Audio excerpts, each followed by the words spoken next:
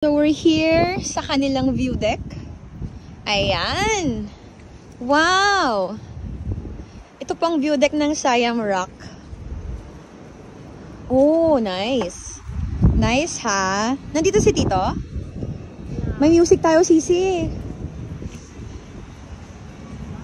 So when you come and visit Ivana, sarili po nila ito.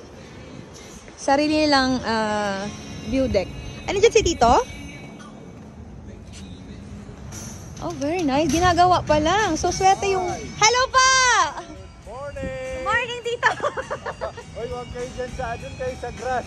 Ay, opo. Madulas kayo dyan. Say hi to the vlog! Hi! I'm still working on it. Yeah!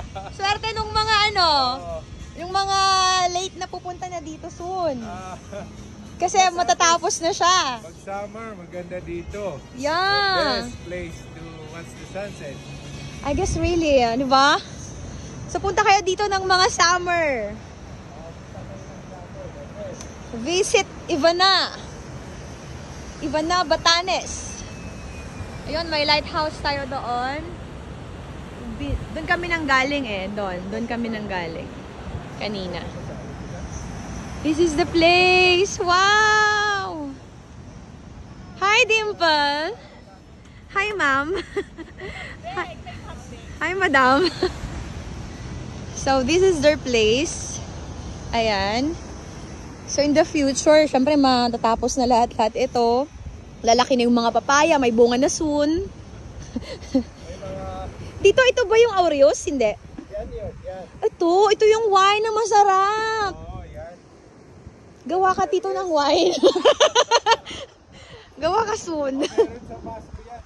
Dito lang sa Batanes to? Sisi, ito yung Aureus, oh. Uminom yan. Aureus. Hindi, walang bunga.